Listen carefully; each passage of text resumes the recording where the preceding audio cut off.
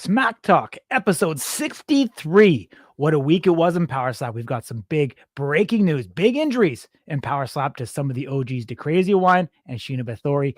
We're going to be starting off the show with Mike Check. When you're breaking that down, Mark Smith also gave us an update as it relates to how the coin toss is done. We're going to get into it and talk about what that means. We know it's a big topic amongst circles with the strikers as well.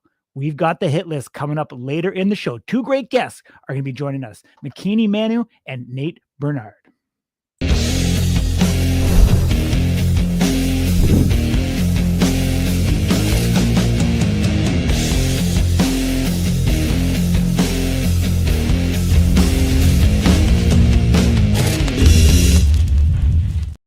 Let's go, ding. Mic check 1, 2, 3, 4. We're back again Wednesday night. Of course, you wouldn't be anywhere else talking Power Slap here on Slap News.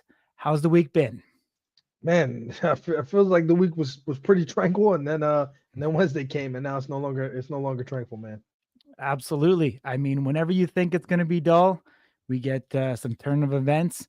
Things seem to happen, and we get 1 week closer to Power Slap number 13 coming up. Incredibly excited for everything that Power Slap 13 is going to have. It seems like a little bit like the buzz kind of died down a little bit here, and things were kind of in waiting. But I think people are sleeping a little bit on these 4 title matches that are going to be coming up in this card. And I think we're in for a legendary matchup. And I mean, a lot of people are asking now, what is the remainder of the card going to look like? We're not anticipating that release to be done for, I'd say, probably another 3 weeks or so.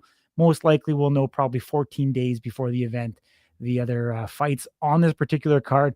But a ton of the interviews are already up over on the Slap News YouTube channel. So if you haven't checked those out, go down to the playlist for Power Slap 13.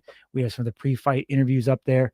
And, you'll want to hear what some of the likes of contenders like Michael Michelle Brown, as well as Dane Viernes, have to say about their upcoming matches and, what they're going to face, trying to dethrone the champions in their, respective divisions, and or for Michael Michelle Brown going up against Paige Van Zandt, who she lost to the first time around.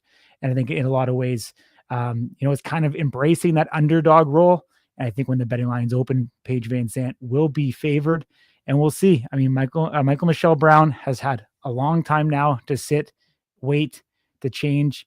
And if you watch the interview that we did with her, she's saying that everything is different now in her life compared to where it was 3 months ago. Do you believe her, Ding? Do you think she's focused? Do you think her odds of upsetting Paige Van Zandt in Power Slap are any better now than they were back in December? 1,000,000%, man. I mean, we talked about it on the show last week, and I think I was what's the word I'll use? I was encouraged by watching her interview and seeing that she actually identified the same thing that we talked about, where it felt like maybe she was given some of those slaps with the fingertips and not getting that real power. And so I think seeing that she was able to identify that without, in theory, because that I know for sure that interview was filmed before we did Smack Talk. It just wasn't released until after. So I think that tells me that she's gone back, she's looked at film, she's looked at what she's done wrong, and now she's going to make stride to correct that. So I was definitely encouraged by that analysis, and then also just the way that she broke down what her advantages are versus what Paige's advantages are, really understanding how the crowd kind of plays into this whole thing, the confidence up there, and she's right. She has that experience under her belt now. Those tremors, those fears may not go all the way away, but they will be severely minimized, considering this will no longer be her first time in front of a crowd. And from what we can tell, it'll probably be a smaller crowd this time around. Yeah, I mean, the venue came out. It's, I'd say already 70% sold out or so. We know that it's a smaller ballroom this time around. They've, on the, we'll call it the fan side of the venue per se, had the, the initial section on the floor, and then we had 2 sections of bleachers behind. This time around, Power Slap 13, smaller venue, they're only going to have 1 section of bleachers.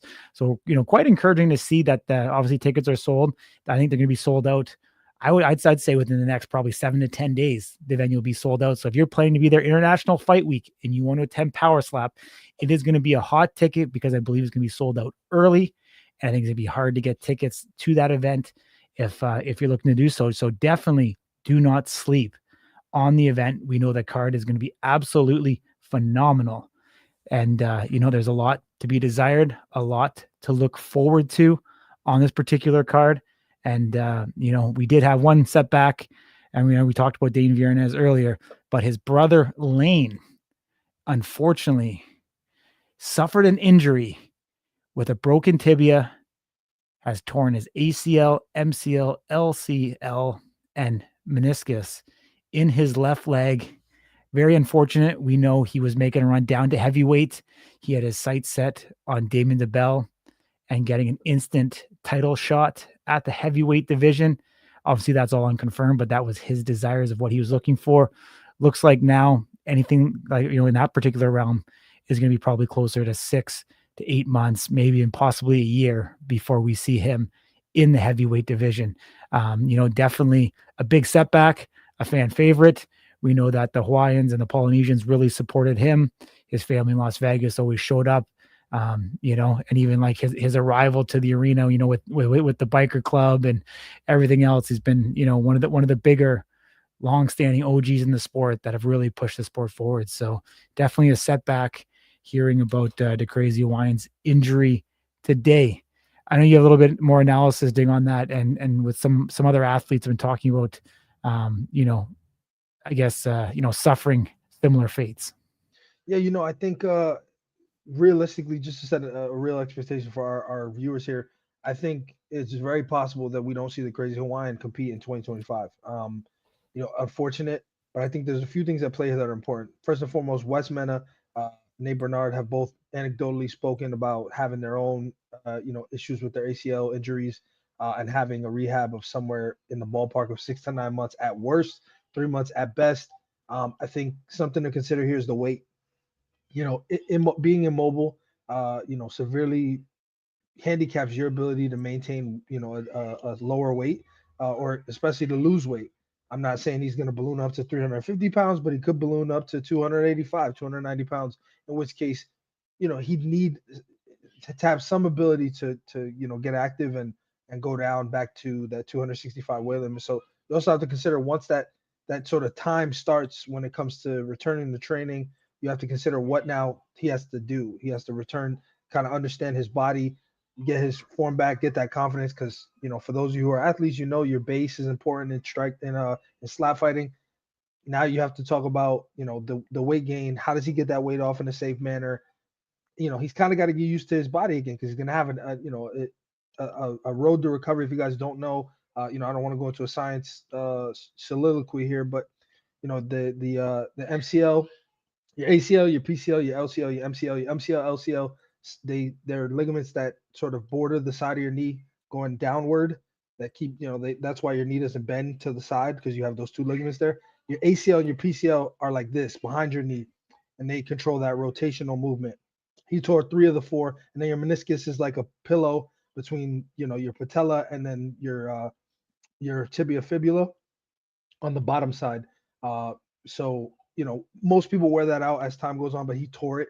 So practically his whole knee is toast. The only thing that we see that's untouched is PCL. It's not going to be an easy road to recovery for him. I would imagine he's got some surgery in his wake, and then some significant recovery if he hasn't already had surgery, actually. Mhm. But so I think it'll be a while before you see him. I think that that was the long way to say that. Yeah. I mean, over under, we know he's not getting any younger. Do you think we actually ever see him back?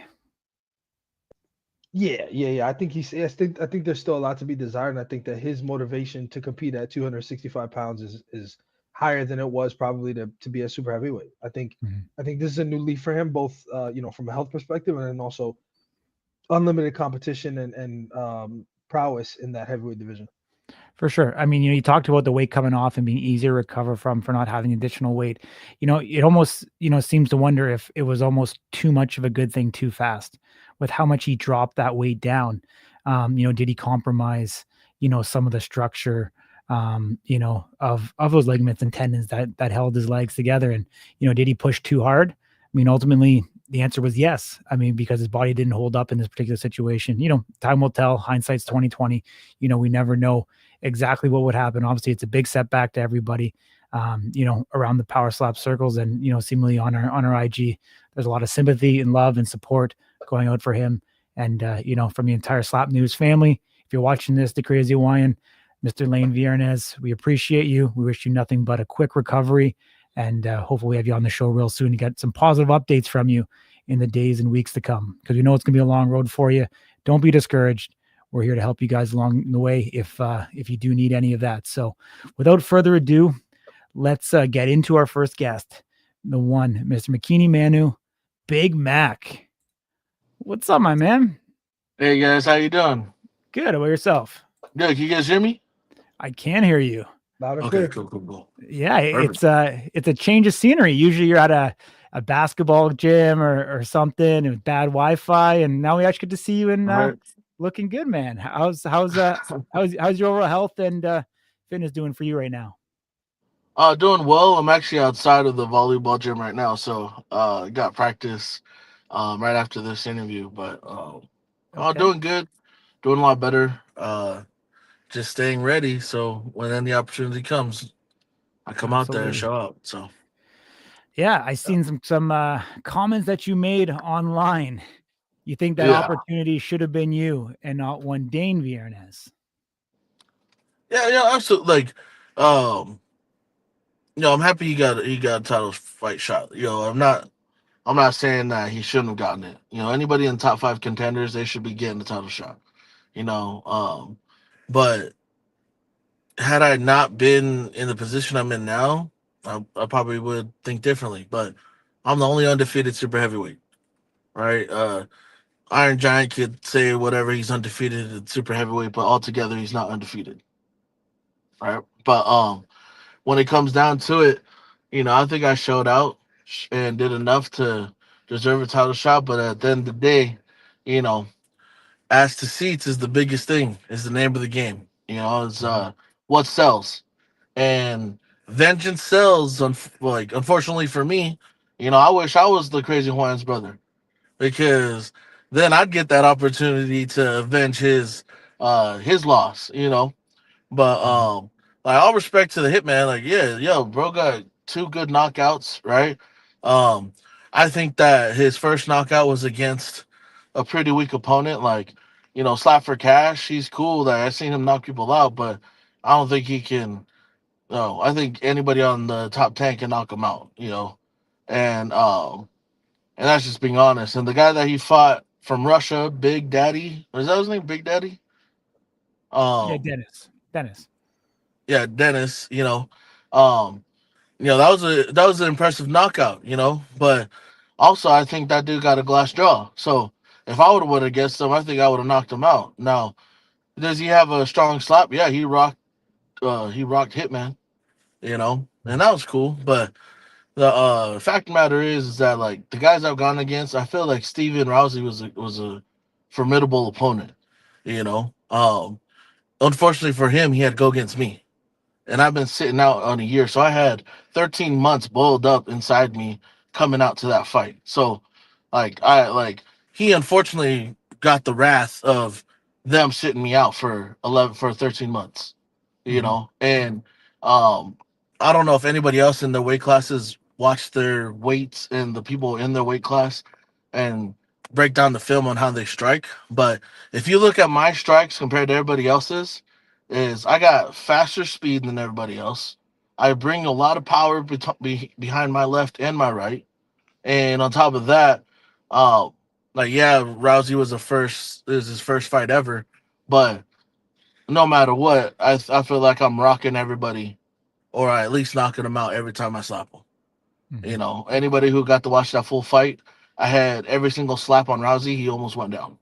So that's the first thing. And so, am I mad? Yeah. Am I happy for Hitman?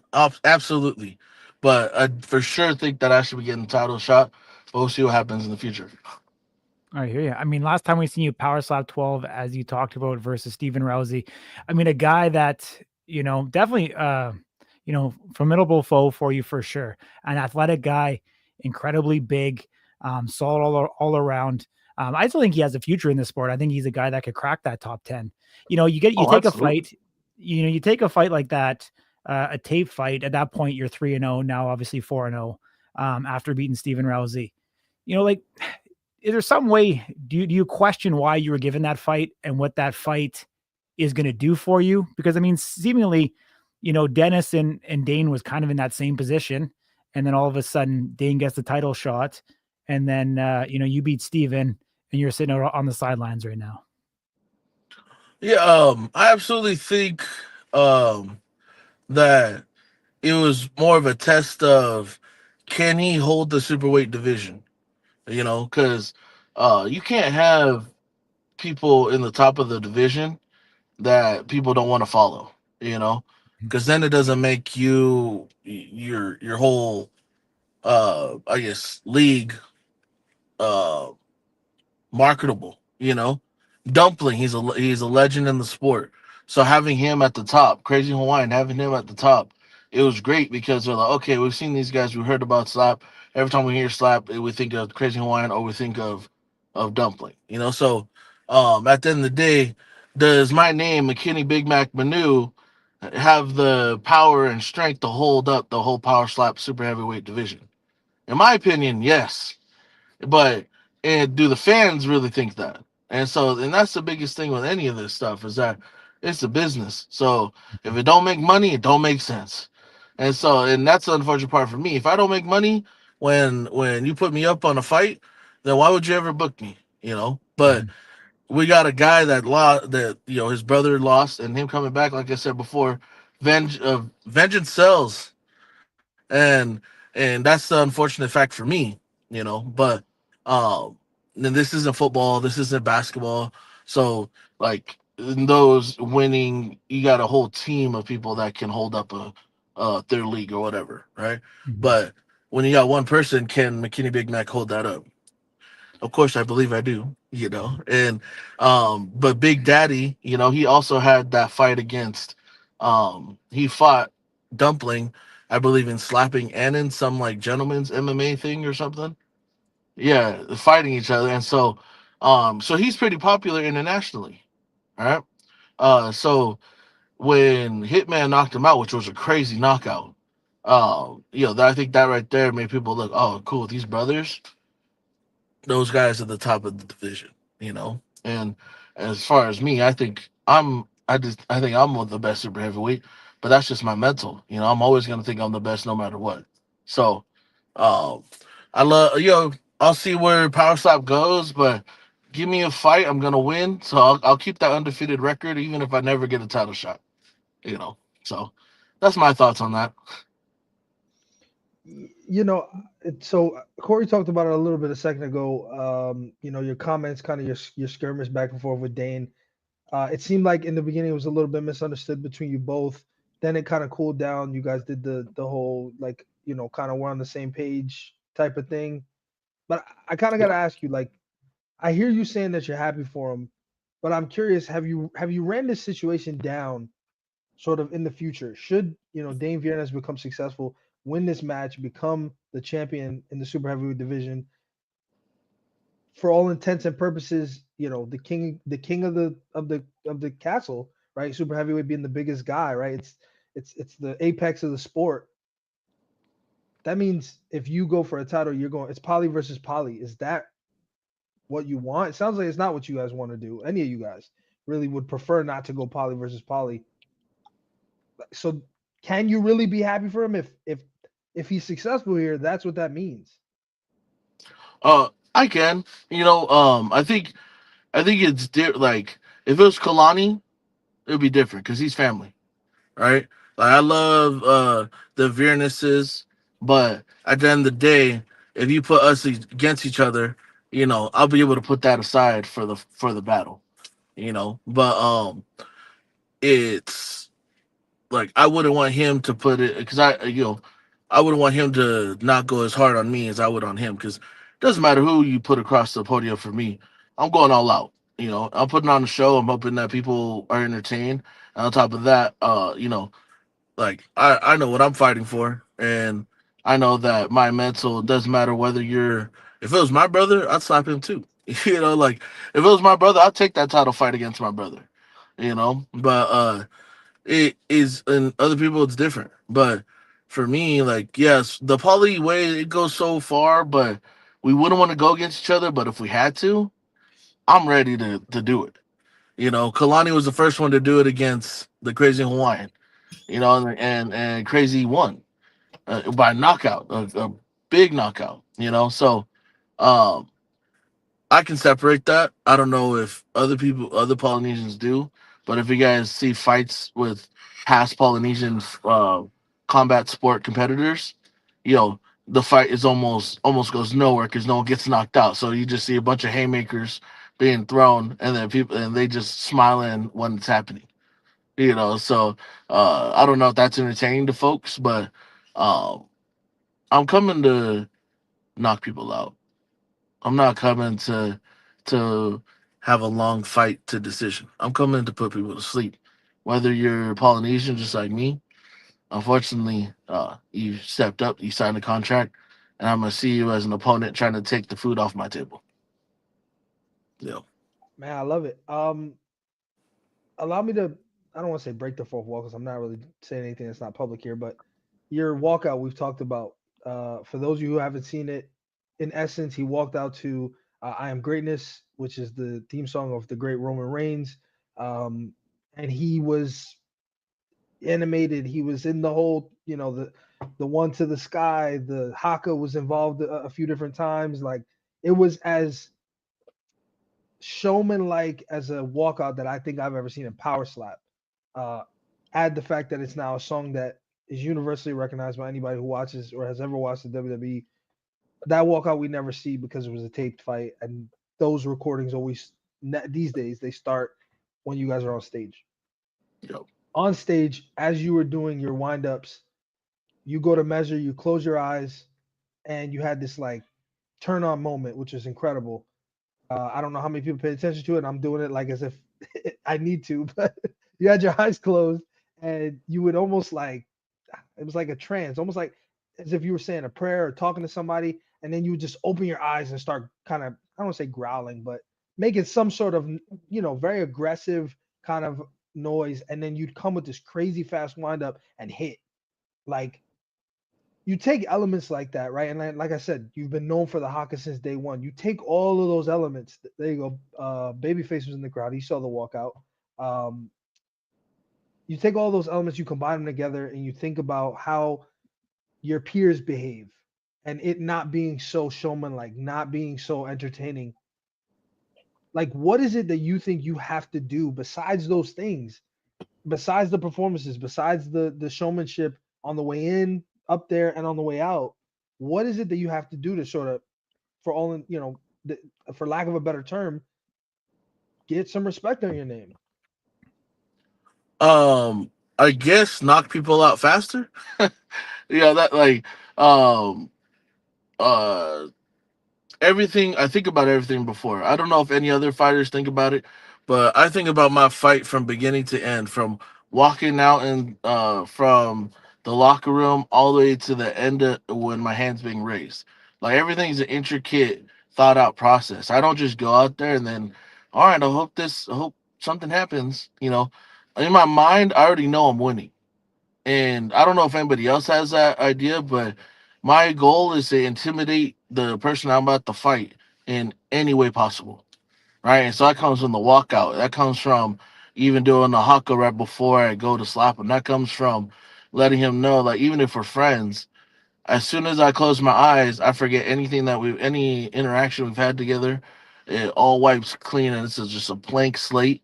And I go in there, and whoever's in front of me, I'm like, oh, this person is trying to take my winning bonus, so I'm about to take them out. So it's all intricate, it's all detailed. I plan on being part of the bloodline in that aspect, but I thought that in itself would be enough to put like, dang, dude, this guy's entertaining. Look at that. Like, how many people and I chose I Am Greatness on purpose because Roman Reigns is such a big, person in the WWE. Anybody who hears it, they're just like, oh shoot, is the tribal chief here? So they're already hyped up, and then I'm walking slow. I'm trying to make people feel the energy that's coming in. The tens of people that were there at the fight. I'm trying to make them feel like they're special. They're there to watch Big Mac, and I'm trying to bring a $1 million performance, even if there's only one person in the crowd. And that's anytime I fight. I'm never gonna be boring. I'm never gonna come out with no energy. And so I guess to answer your question, like knocking them out in the first round, second round, rather than getting to the third round. But in reality, in my opinion, like I said before, I think if he didn't flinch when I swung my left hand and messed it up, I think he would have been knocked out on the first lap. And so, but I hit his hard head, and that hurt my wrist a lot. Like I just barely had full function on it now, and we're already 2 months after the fight. All right, and so now I'm recovered, but uh, This is my strong slapping hand, and so, but I was able to get it done with my right hand. So I hope that helps to prove to people that dude, it doesn't matter if I break my hand in a fight, I'm gonna come back with the other one. Which Yeah, I you bring thought up a that would good point. even prove that I'm worthy. you know. Yeah, I mean, did was there any part of you that was concerned when you had to switch to your right? Like, man, I'm gonna take a power loss here, or were you just like, I've prepared for this, I'll be fine no matter what. I prepared. My wife, she was holding the pad for me ever since February 2014 or 2024. And I would strike every day with both the equal amount with both my hands, and from like I'd start at 50%, end at 100%. I'd do 10 strikes every 10%. So 50%, 10 with the left, 50%, 10 with the right, adding all the way up to 100 every single day, all the way until I finally got the call um, on to get that I was going to fight Power Stop 12. And so um, I'm confident with each hand. I already know I now have the technique and power to not club, to not lift my feet, to strike. And I don't show my training videos. Well, I don't really have much training videos. I just train, because um, in reality, I think this is the easiest sport to slap people on target. And if you can't get that technique down, then you're just not trying to work. I know Hitman has said that he doesn't practice much, but I thought I had that mentality where I didn't have to practice much, but my first three fights look tacky. Like I watch film all the time, and my first three matches I'm like, ooh, look at that super heel lift that I did against Danny, right? And I'm like, never again. And so I went with that mindset, and now I don't even lift my heel ever, or I feel like I don't. Not till after I make contact, And so it's training and preparation. It's not the hardest training, but it's training like I already know I got the power and the strength to knock everybody out. It's just more of not losing by uh like club or whatever, So um, I'm confident. And so when I lost my left hand, I was confident in my right hand. I was Yeah, ready. you I'm definitely always didn't ready. look like you skipped a beat. But final question for me, and I know Corey's got one more. Um, you talked about Kalani. You guys are family. Right now, Kalani's two last wins were against Slapdog and Danny Van Heerden, both ranked wins. Your last one was against Steven Rousey. He's ahead of you in the rankings. So I think most people would agree, from a common sense perspective, it would make sense for him to be next for a title shot.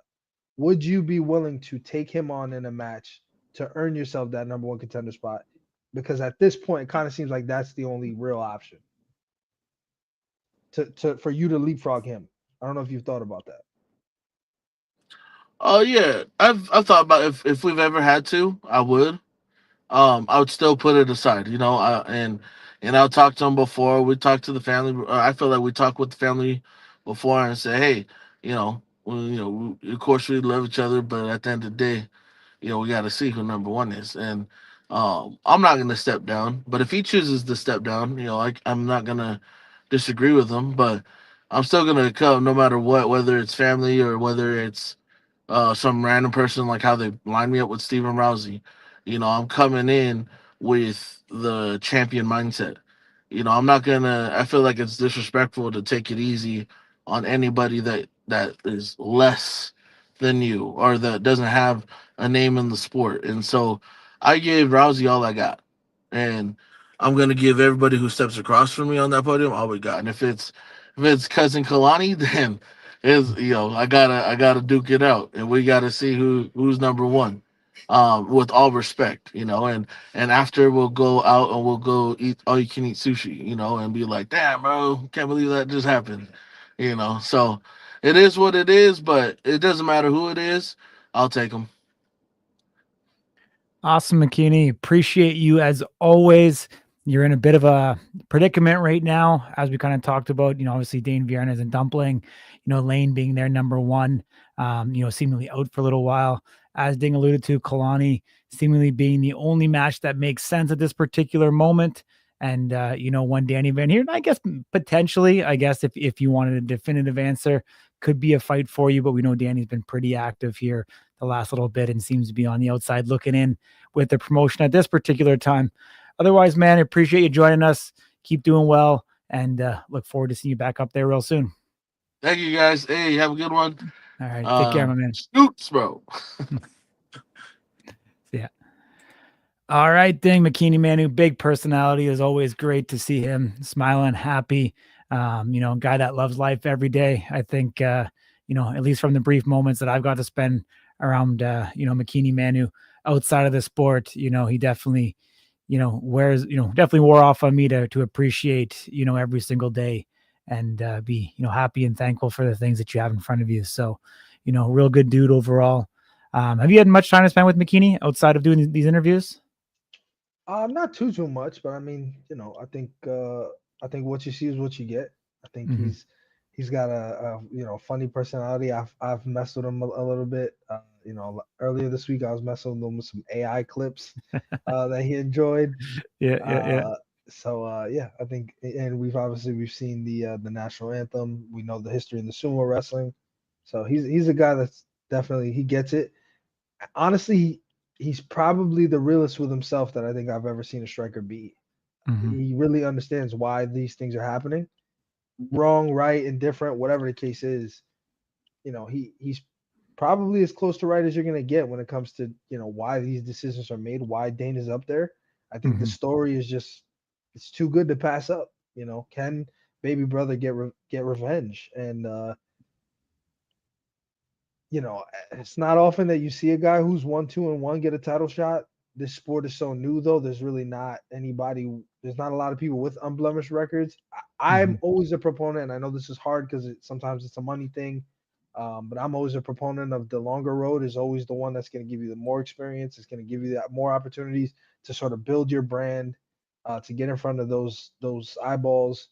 I don't think it's necessarily a bad thing. More experience, more build up. It works out in people's favor often. Everybody here seems to really be on a high speed chase to the title. I got it, but Totally. in most cases that doesn't work. I mean, name somebody that's had a meteoric rise to a championship and has stood there. The Bell had history and has proven why he's the champion. All the guys that they put up against him quickly have not been successful. Wolverine, another guy that's got tons of rounds and stripes. Dumpling, tons of rounds and stripes. Robert Trujillo didn't get a title until his, I don't know, sixth match, something like that. Brandon Bordeaux's another guy. I mean, Brandon, if I'm being honest, if you think about it, Brandon had three matches before his title shot. I mean, I don't know if you could, I don't know, you could see that both ways. Was it rushed? I'm not sure. But actually his title shot he lost the first time, so that's 4. The 5th time is when he got the belt. So, and the 4th time he lost, why? It was experience. It was experience straight up. Isaiah did the right thing because of the experience, and Brendan didn't at that time. And so I think this rush to the title, I'd like to see that sort of change and people just kind of understand experience matters in this game. It really, really does. Yeah, I just thinking road to the title. Should we change to rush to the title? Slow lane Slow lane. to the title, man. Right now, these guys are in the HOV lane trying to fucking high speed chase it, man. Slow down, pump the brakes. Like I said, I get it. I know that there's a pot of gold at the end of the rainbow, right? You win the belt, you defend, you can get a new contract, things like that. I'm on it, but you really have to look at, if you miss this opportunity, what does it mean? If you are not successful in that speed to the title, what happens next?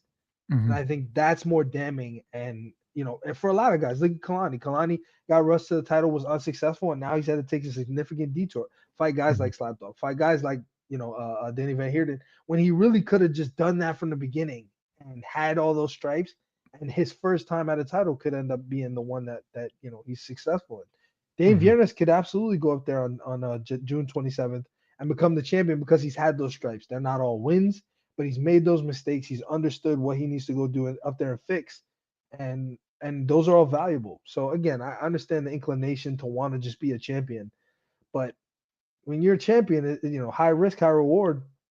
But on the flip side, what do they say?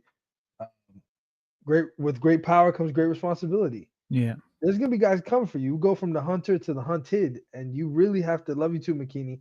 You really have to be able to defend those guys off. Otherwise, you might tarnish what will be your legacy. So, if anybody listens to anything that I say ever, which is I would not be surprised if you don't, uh, I would just encourage you to think twice before you say, I just want to be a champion tomorrow. Like, Mhm.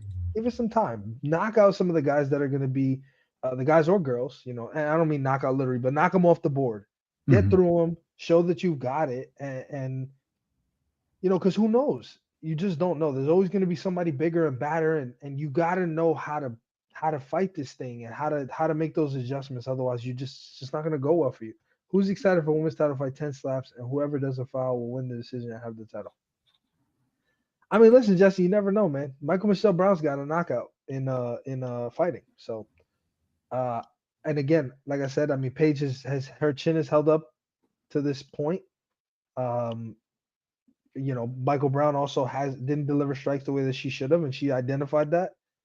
And I always use this example, and this is not a knock on anybody, of course, but Ryan Phillips looked great in rounds 1, 2, 3, kind of looked a little shaky against Damian DeBell, and in round 4 he was cold sleeping. Like these, everybody can get their day can come. So I wouldn't I Mhm. wouldn't be so sure that will be the outcome. Um, the other thing is, like, let's be honest, guys. Let's just enjoy what we got. This is a privilege. There's 4 title fights. It's very rare that you see that. And to be honest with you, if you talk about growing a sport, Paige Van Zandt's a pretty good way to do that, I'd say. Yeah. But I mean, we've talked about it before as well. I mean, Paige Van Zant is great for the sport, win, lose, or draw in a lot of ways. And I think it's just as big for the sport. If Michael Michelle is victorious, she is going to be catapulted up of being the one that did beat Paige Van Zant. And we know there's a lot of people that love and hate her. She's a very, polarizing person. And so I think the opportunity at hand that she has to be able to come in and face, Paige Van Zant definitely, leaves that next potential homegrown talent within Power Slap that we haven't seen really in quite some time, to be honest with you. I mean, KO Chris was that first homegrown talent that Power Slap molded into the superstar that he was. And I mean, I don't know if we've had a true superstar growing after that. Um, I mean, Russell was big in the early days, yeah. I mean, but then the Anthony layoff. Blackburn, I think, is probably the most recent, um, you know, kind of iteration of that. But I think obviously what Michael Michelle Brown, could do here by upsetting Paige Van Zant would be next level, and I think would skyrocket her, above and beyond. So, Yeah, she's got quite the opportunity. If you just listen to the way she speaks, the way that she all kind of breaks this all down, I think she knows it. And mhm, honestly, for as great as Paige has been, I mean, again, everybody's a critic about anything that they want to be. She flinches, she this, she that. She's been called for flinch before. She's mhm, she's she's acknowledged that she has taken steps and made really some conscious efforts to improve so that she can absorb these strikes better without having to sort of try and move. Um, but ultimately, like, they're all evolving. They're all learning. Paige is different today than she was in June of last year at Power Slap 8 in her debut. Michael Michelle mhm, Brown is different today than she was at her Power Slap 10 debut against Emily Whitmire. Like, all of this is ever growing, it's evolving, and so it's exciting. So I hear, the naysayers and, oh, this is not a match I want to see, yada yada yada. I'd rather this or that, whatever. I got it. But at some point, you have to get championships at the female level, and 125 is stacked at this day, Mhm. and it wasn't always that way. 35 was the one that kind of had the talent. Now they're starting to figure out where women actually want to go, and 25 is it. At the moment, and 35 will get a title at some point. A 15, as that division starts to fill out. 70 if they continue the welterweight women's matches. You got 45 that's still there. What's that going to look like? There's still so much opportunity to sort of be desired here. Will we get Mhm. lower weight classes for men? The sky's the limit, but we got to get through these hurdles where you have a title on the board. Now you Yeah. have a division, you have a target, you have some sort of direction. I need more Yeah. talent at 25 Well, instead of just, like a mailroom. for sure. I was going to say, pipe the brake, pump the brakes a little bit here. 155 for the men hasn't really gone the way that I think we all thought and hoped that it would. So, we'll see. Obviously, this is the start. Michael Michelle Brown coming in. Paige Van Zandt, Power Slap number 13 on June 27th. I guess it's live and free on YouTube now. So, Man, Waylon Frost, there's the man, name. they got to get him back, man. This guy's onto Waylon something. Frost. Waylon Frost, man. He was a pioneer of his time. Come on, man. This guy's onto something. Come Yeah. on, bro. What do you say? Come on, Provo. Where you at, Provo? I love it. 100%, man. One other injury to talk about as we're talking about the females, and then we'll get into our next guest. But take it away, Dig. Yeah, man. Really, really sad to hear. Sheena actually revealed to us that she broke her foot back in March. A little bit of an older injury. She was expecting by now to sort of be back, preparing to get back into a training routine to nurse this thing.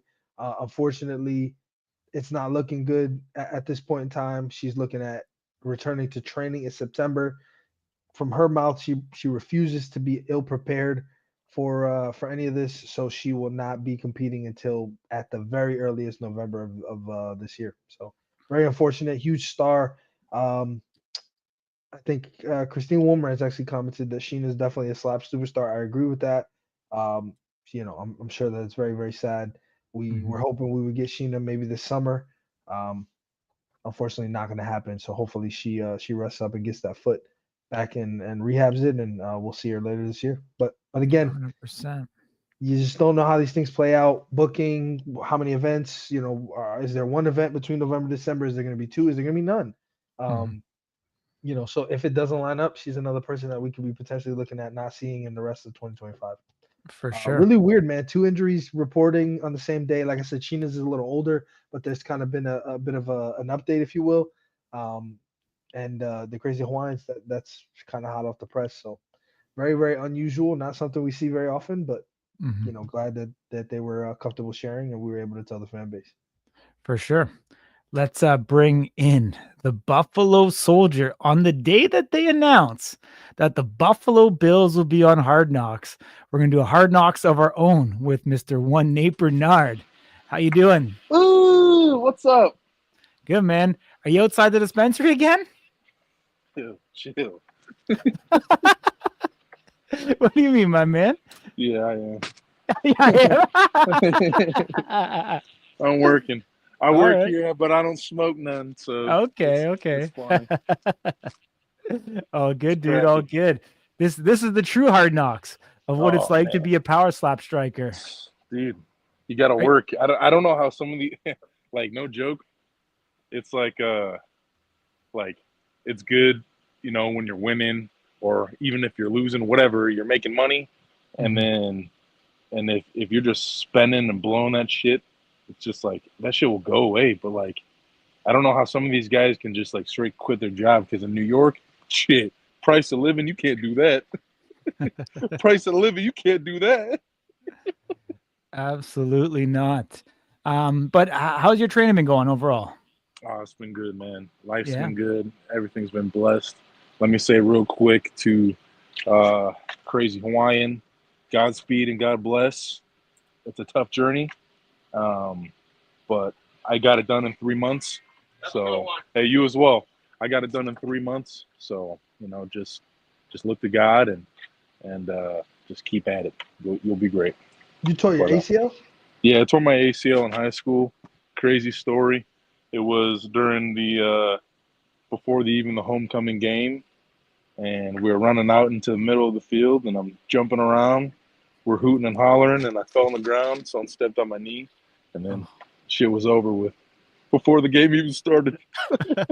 Did you let out a big yelp? No, I just felt a pop.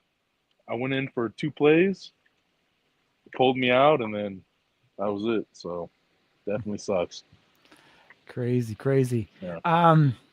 You seem to be in a lot of guys' mouths these days. A lot of people seem to have a problem with you Pause. and your ranking. Pause. Hey, dude, I'm going Whoa. straight in here. Come on, Dig. Pause. We ain't pausing here. First of all, you put me on an AI with Diddy. That's crazy. Secondly, Bro, you say started that when you seem to be in a lot of guys' mouths these days.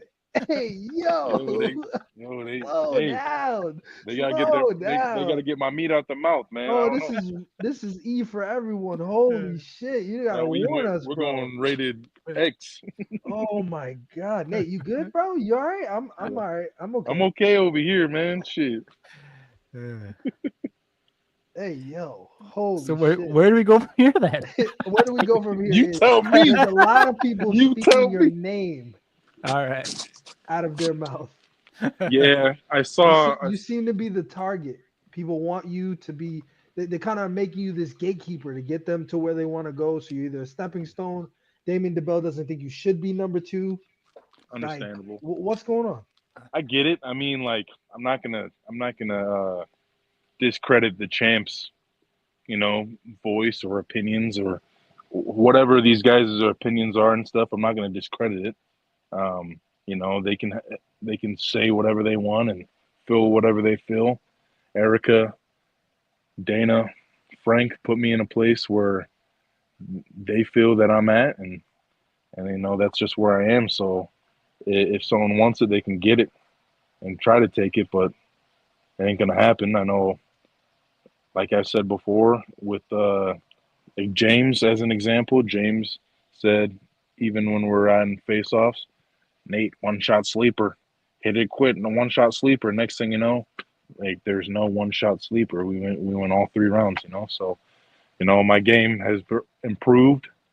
I've taken a lot of time to just think internally in myself and what I need to perfect on, and a lot of that was just really my defense.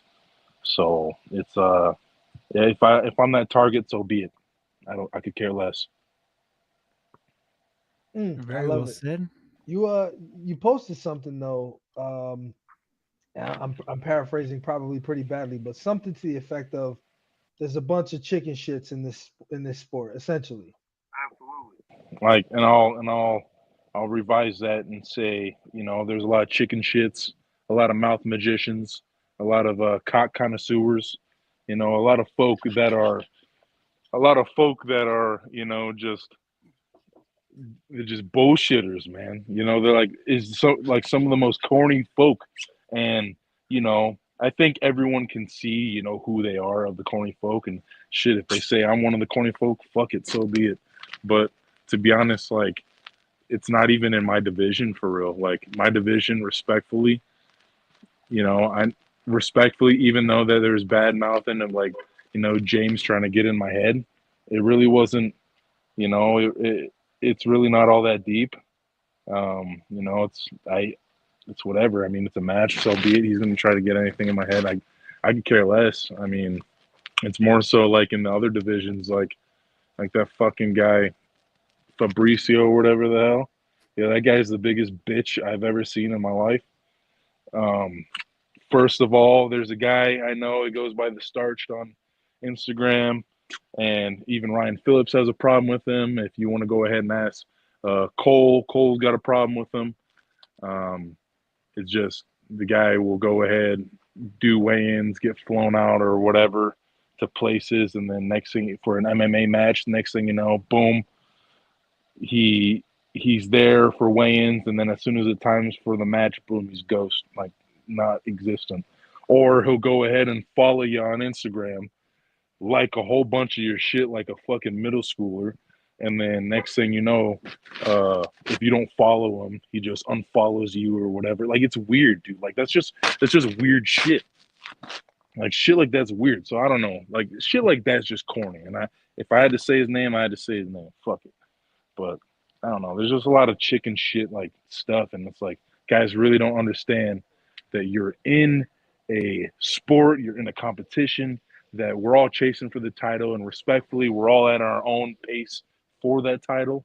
But when it comes to the nook and cranny of it, it's just like hold ourselves in a higher standard and hold ourselves professional. And if I have to call people out, and if that isn't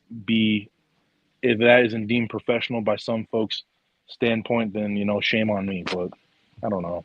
It's like even with like weigh-ins, like we're in something so monumentous and so great, and we're missing weight. You know what I'm saying? Like shit like that. It's we don't take none of this lightly. Like all of us are all from different backgrounds, different living situations and stuff. So if we're gonna fucking miss weight at a place that has invited us to come and show off our talents, we're not taking our job serious at all. Period. And it's just the corny shit, just non-consistent stuff. So I don't know. I'll just be peeping shit, and it's just I just have to say my mind. Yeah, I mean, I think you represent the guy that's willing to speak it. There's a lot of people right now in chat that are saying facts for real, 100%. They're putting the 100 emojis. Along those same lines, when you discovered or when you found out that there was professional wrestlers being brought in, you were critical of that decision also for practically the same reason. And if you thought I wasn't gonna bring up all this shit, bro, I had it. You got the wrong person, bro. That's what we're doing here. It's called No, SmackDown. bro. So so I'll stand by what I said. I mean, it looked like a carny circus, man. I mean, I'm not gonna hate the boss's judgments for what they want to do. I'll go ahead and say by the folks that were being presented forward and brought in, it's I don't know. It shouldn't be some kumbaya circle. It shouldn't be some, let's hold hands and grab each other's dicks. It should be fucking. We're here to. Right now we can be boys. We can be this that. But like when we're practicing, when we're in our training camps, like how Babyface when he's a coach at the freaking training camps and stuff. Like he's professional and he sets the bar of them guys. Like even Brandon Bordeaux, Robert Trujillo, those guys set the bar and the standard what we need to be. So I shouldn't be kissing their ass, but I should be wanting to learn and understand how I can improve my game. So if I'm going to come in here and act like a clown or a carny, and I should be, instead of going on at the circus, but I'm here, let me act like that. So it's just, I don't know, it's just bullshit. I'd just be looking at them and say, yo, what the fuck are we doing? Like, yeah, you're in wrestling, and you could say it's fake, you could say it's real, I don't care, but getting slapped in the face is no joke. Like, you're up there against another person. It's you and them. And you guys are trying to take each other's heads off, so let's do it. Man, I don't know if you came in fired up or if I fired you up, but either way, I'm very happy. I will say, Corey and I, you may not have seen it, but Corey and I were absolutely like toast over here when you said cock connoisseur, bro. I mean, we just could not keep it cool, bro. I'm sorry. I tried to, and I just couldn't. Dude, I just couldn't. I've never heard that before. I got a whole arsenal. I don't care. I'm gonna rein it back in you for a quick second. I'm not sure if you were watching earlier on the show. We talked about, Ding talked about taking the slow road to the title.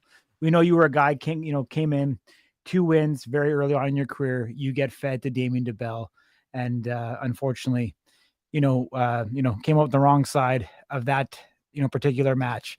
Do you feel looking back? Don't sugarcoat it. I know what it is. Yeah. I mean, looking back, do you think it was too rushed?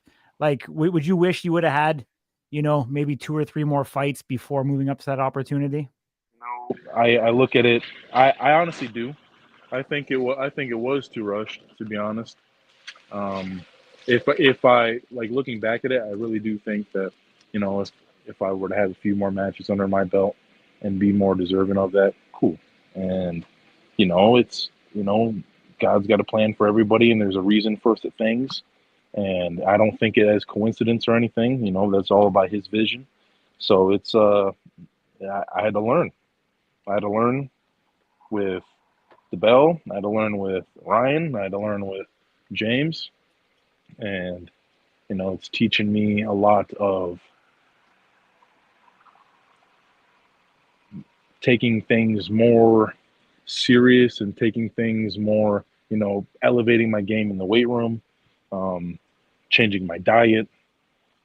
Everything is in like full swing and full motion. And like even my confidence going up against DeBell, I could say, you know, as much as I wanted to, you know, hype myself up with music or anything, being rushed early that on, you know, I wasn't full on, you know, all the way confident. I could say that, like, to be honest, I really wasn't. But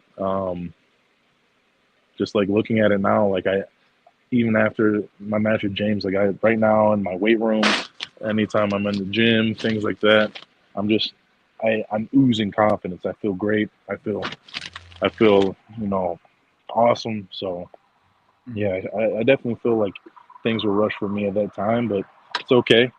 You know, we're gonna climb our way. Awesome, man. Appreciate the honesty. Ding, anything else? Yeah, you know, I just want to say I love you, Nate. Thanks, man. You're the man. Love you too. I don't, if you, as long as you don't piss me off, I won't release the Diddy footage. Dog, that should be in the vault. That should be vaulted. It is, bro. It's vaulted icons. It's in there. No worries. Exactly. Dude, forewarning everyone. Forewarning. I wasn't part of Diddy's freak offs. Forewarning. I wasn't part of none of that. All it was he put me in an AI video with Diddy. That was it. That's all it was. Brother, I'll see you tomorrow, yeah? Yes, sir. Freaking out, man. I'd love to be somebody who you're not, like, they don't know what you're doing and they're just listening to you say, I just want you to know I wasn't part of the Diddy freak off. Yeah. Dude, my worker just looks at me and his eyes just like, oh my God. That is like, damn, bro. Hey, we're setting you up, man. That's what we do. Clearly. Trying to get you some of that publicity you deserve. But as always, thanks for joining us, man. Thank you for adding that new word to my vocabulary. I'm going to be using that. Full disclosure, cock connoisseur is great. You know, dude, I'll cock connoisseur, mouth magician. Come on. Yeah. Those are good. So I like the it. Old P. Shadell. Come on.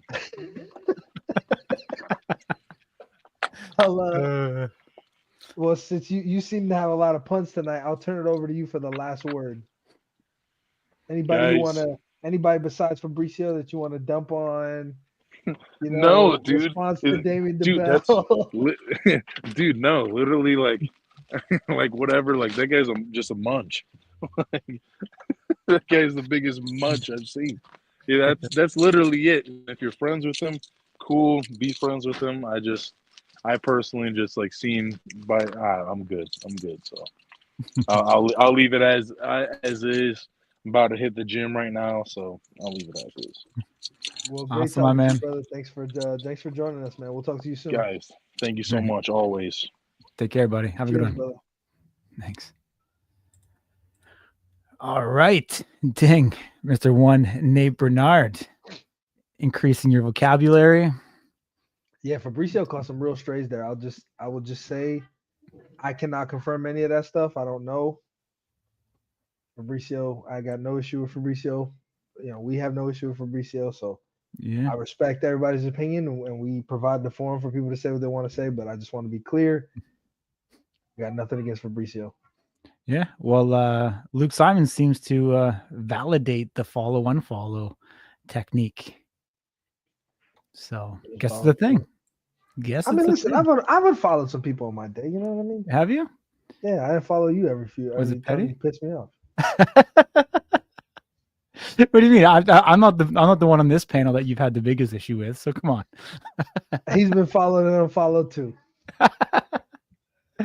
Oh, it's so funny, dude. So funny. Oh, look, Luke says they're cool now. He's gonna make them a pancake and waffles. They're good. Yeah, they're nice, good. nice. All good. A little bit more of a serious note, Mr. One Mark Smith, get into this ding. Kind of explain how this kind of came about and why it's relevant right now. Yeah, so we were having a conversation over lunch at the Apex, during this most recent training camp, and he was talking about the criticism of the coin toss and kind of explaining how that all goes. And I think one of the wrestlers, they asked the question like, how do you know? And this was essentially his response, and he said, somebody from the commission always represents the commission at these coin tosses. A Power Slap representative also represents Power Slap at these coin tosses.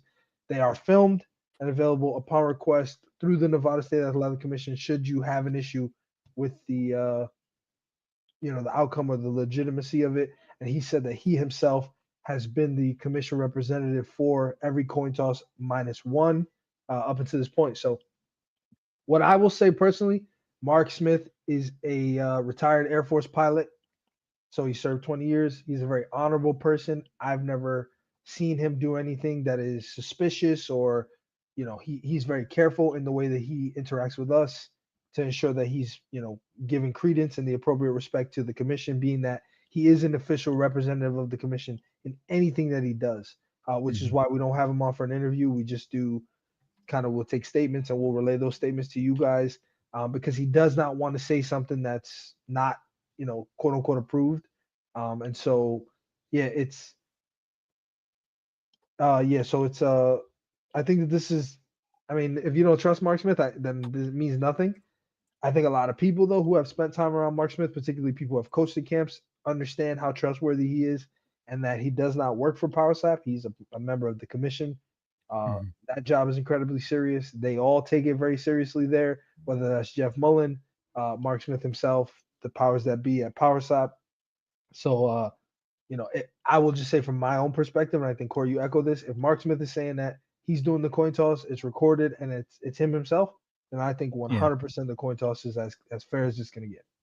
For sure. I mean, it's funny. It's been one of these things that we've talked about now, I think seemingly right back to Power Slap number one. I mean, obviously the strikers have kind of been leading the charge, more so wanting it to be made public. And there's been conversations, with different individuals, like I'll just say within the organization, and is it entertaining enough to actually release this footage and have it be public? Would people view it? Dana's said on our interview that we did with him in Abu Dhabi that if people want it and people are going to watch it, they'll make that public. It just seemingly doesn't seem to be enough people in a broader sense that want to see these coin tosses made public. And we just don't seem like the fans are that vested in it yet. Like the FIFA World Cup, I know it's a big spectacle and a big event when they announce, which country is in, what bracket. Same thing with the the announcement for the NCAA March Madness, which teams get in, and all the athletes and the schools kind of get together when they get announced, and they pan to the cameras and they make it quite a spectacle. I think it's still just too early in Power Slap yet to build that into an actual show itself. And of course, we know if Power Slap is going to do it, they're going to want to make sure that they can produce it, to a very high quality, have commentating, have talking points and stuff like that. And it just doesn't seem to be like the juice is worth the squeeze. And there's not enough people that actually want to see it. Obviously, we know the strikers want to see it. They want to be able to see it with their own two eyes. Something you alluded to, it's like, being made, they would make it public should there be any discrepancy. And I'm curious as to, really what that particularly means and how that, could come to fruition. And so maybe sometime in the near future, we'll see it. But, Christine Wilmerans brings an interesting point up where she talks about why not do it, with the weigh-ins. And I think that could be something very, very plausible. I mean, I know the betting side of it, they claim plays a lot of it. They do the coin toss before the lines get announced, typically on the Monday before the event on a Friday. So they take into account the betting aspect of it. But we even seen, and heard from some of the Road to the Contender season 3 competitors that they didn't know who won the coin toss until they were actually up there on stage. So, kind of bringing some of that intrigue into it, I think would be interesting. I think it'd be unique. I think it'd bring an extra layer to, the interviews that we do that, hey, you don't know if you're going to get strike first or not. How are you preparing for either outcome? And I think it would bring a different level of, dynamic. Even in arena betting, in real time betting, I think could be quite interesting to see too, where you could, with potentially bigger advantages or bigger disadvantages.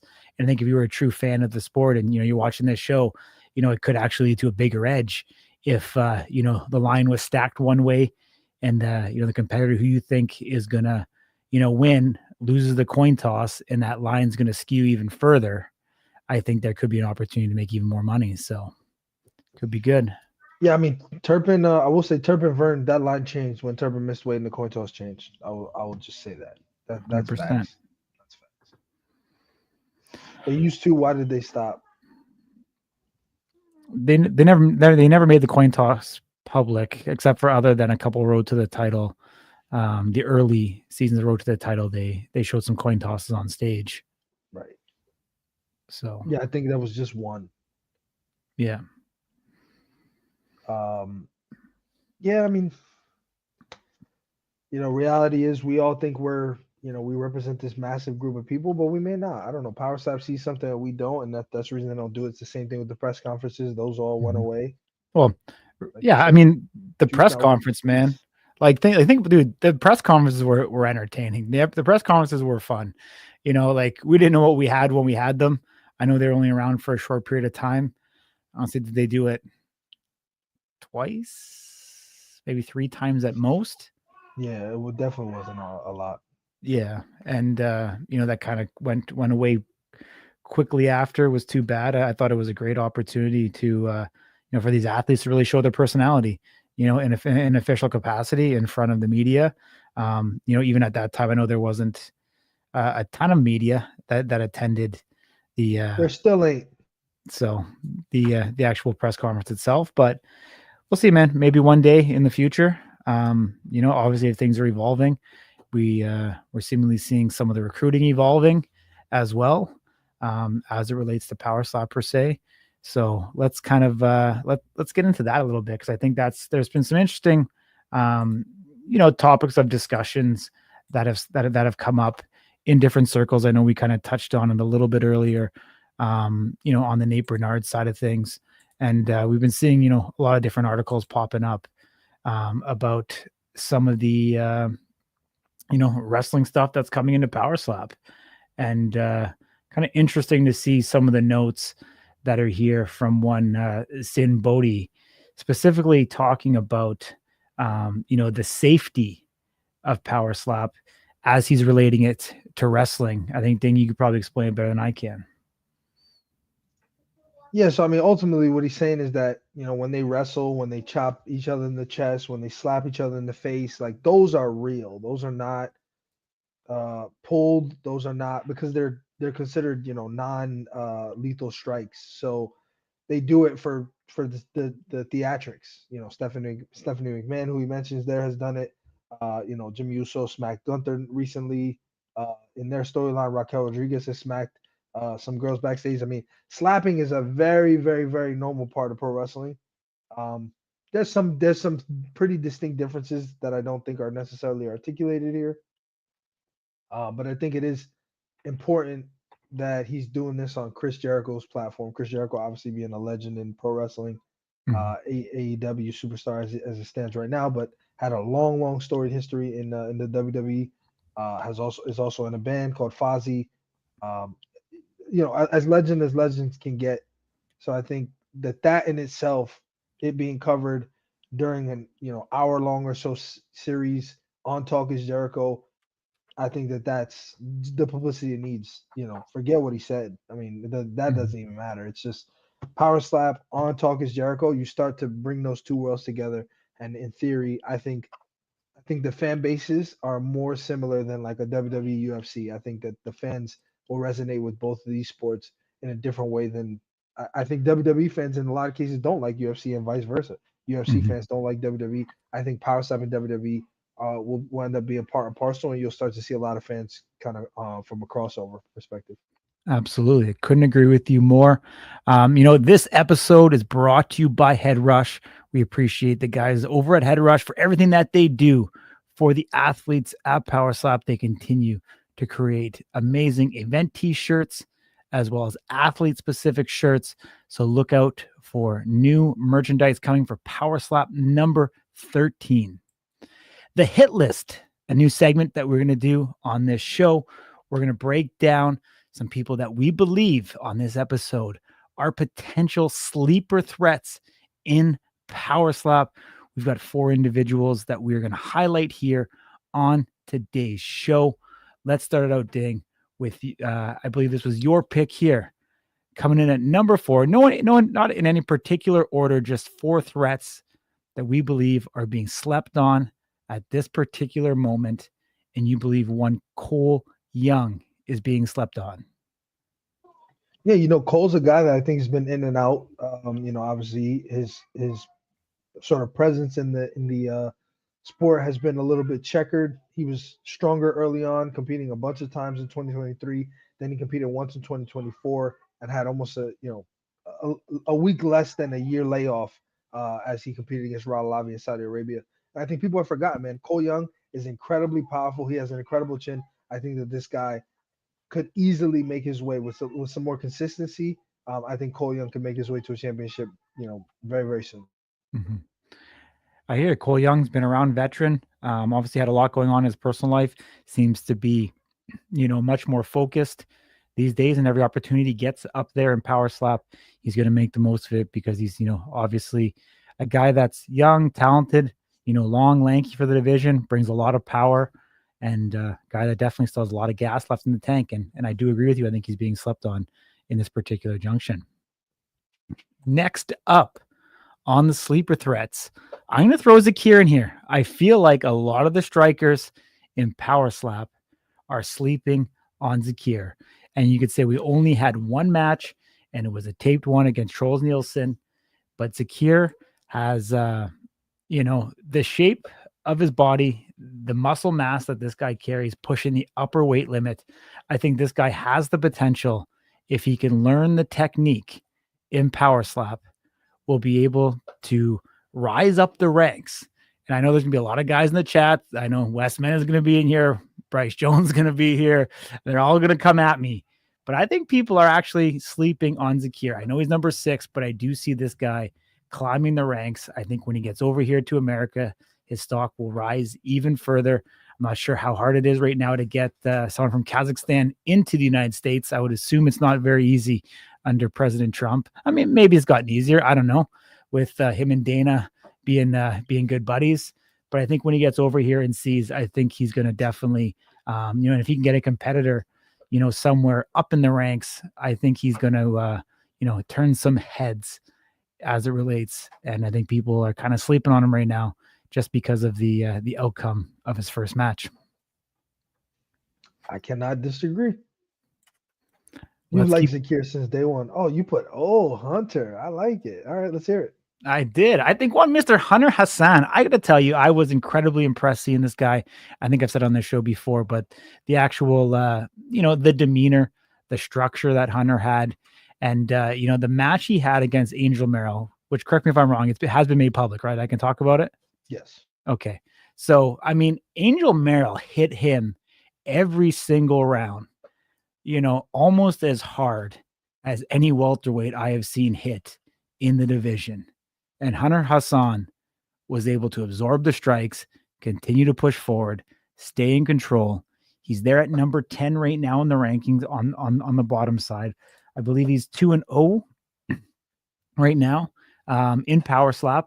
And he's a guy that doesn't seem to be getting too much love as one of those up-and-coming threats in the division. And don't get me wrong, I know middleweight is, a division that's filled with a lot of tough guys that, can deliver a strike, Darren Godfrey, the Chief, John Davis, Isaiah Brandon. I mean, even Brandon Rhodes, if he can reduce the fouls, is a guy that can go up there and be certainly lethal. But we don't really seem to see Hunter Hassan being talked in those same circles at this particular time. I mean, even fellow Canadian Eddie Bremer, another guy who's certainly tough. Do you have to say fellow Canadian? Like, I is it do, like, buddy. is that Come like on, we very got to necessary? band Like, together. We got to band together, buddy. You guys have 10 times our population. that's fair. Like, Listen. so. I mean, I get it. If the losers club's got to stick together. I got it. Yeah, exactly.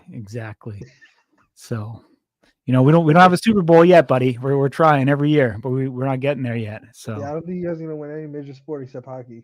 yeah, so That's we'll 'cause, see, like, man. 90% of the teams in hockey are yours. We haven't won hockey in, like, I don't know, 25 Yeah, years, that's 30 bad. years. Yeah, It's been a that's real while, bad. dude. It's real It's been a bad. while. But yeah, Hana Hassan, I think has that I think he has that potential, man. It's just a matter of like I said, I think he's being slept on a little bit right now. You agree? I like Hunter a lot. Actually, I do. I think Hunter's got a ton of personality. I think the dancing was perfect. But I agree with you, man. I think Angel was hitting up some serious wax, and I think Angel is actually very powerful. So I was impressed. I was definitely impressed. Mm-hmm. All right, man. Let's keep rolling. Last but not least, my man Andrew Fields. I think this is just a y'all must have forgot. Didn't have the greatest run in the beginning of his career. 2023, he had 3 losses and a win. But one of those was the disqualification. 2 of those were DQs. One of which was to the current reigning champion, Anthony Blackburn. I think that was very early on in Andrew's career. He did not compete in 2024, and I think watching him up there on March 7th on the pre-recordings against Brent Draper, I think he showed us all why he's here in the first place. And I just think it's recency bias, right? He hasn't been in front of us very often. When he was in front of us, it was in March on a pre-recording. I don't know how much people value it because Brent was making his debut, yada yada yada, and so on and so on and so on. But I just think that there's a new hunger. He's got some new purpose to fight for, obviously, with the tragedy that he experienced with his daughter Aubrey. And then on top of that, I think the time off, man, he gets the call back, gets the opportunity that so many people are, waiting for a phone to ring for. He wasn't ready to let that pass by him. And I don't think that he's going to let it pass by him as we head into the future here. I agree with you, dude. I mean, I think it was actually a great show, dude. You know what? Entertained. We had some laughs. Got into it. We had some setbacks, obviously, with the likes of Crazy Wine, Sheena Bathory, Makini Manu came on. Spit it real. And I think Nate Burnard was real. I think that's what people like here at Smack Talk is, getting the real, true, authentic self. And, I think it bodes well for any of the strikers that are watching this. You get invited to come on Smack Talk. I think we need more of it. I like that, authenticity and originality that these guys bring. And I appreciate what you do, Ding. I know you're working incredibly hard to get people the news as it breaks every single week. So if you're not doing so, hit that subscribe button, hit the notification bell here on YouTube, and give us a follow over on Instagram because we are leading the charge when it comes to releasing content in the slap space. Until next time, next week, same place, same time, 6 o'clock Pacific, 9 o'clock in the East. Ding, you got one parting word? Yeah, I will just say one thing. We work incredibly hard every week to try to figure out who we're going to have on the show, why things evolve, whatever. I'm kind of breaking the fourth wall here. What I'm getting at is if you want to be on the show, there's no shame in just reaching out and saying, hey, I got some stuff on my mind I want to talk about. Would I be able to jump on? Whether that's a private interview that we do offline and release later, or that's, a segment on the show. Like, I feel like some people are like, oh, they never invite me to come on. Like, I'll be honest with you, it doesn't always happen that way. Some people reach out and say, hey, I got some stuff I want to talk about. And we figure out, we maybe dig a little bit, see if it all makes sense. And then we make it happen. So, don't be afraid to shoot us a DM, have a little humility. We're not perfect. And we also, we don't have as much as I would love to, I don't have like a drop down that's got every striker under contract for Power Slap. I don't know if Corey's got it over there behind that belt or what, but it's not easy to remember everybody. Like if you're not posting on social, you're not in the news cycle, so to speak, we may kind of forget about you. And I don't mean that with any disrespect. Like if you're not posting, you don't got stuff going on, you're not saying stuff about people like Nate Bernard, where he's posting these things that show frustration, or Makini going back and forth with Dane, right? Like if we don't see any of that, then I'm just gonna reach out to you and say, hey man, you want to come on the show for no reason at all? Like, doesn't really work that way. That's not why people tune in. So with all due respect for anybody who's feels like we are not listening to you or not giving you attention, reach out. Let us know what you want to talk about, and we'll come on here. So that's all I got. Absolutely. Appreciate you, Ding. Let's keep rolling it back. And we'll be here. Same place, same time next week. Take care.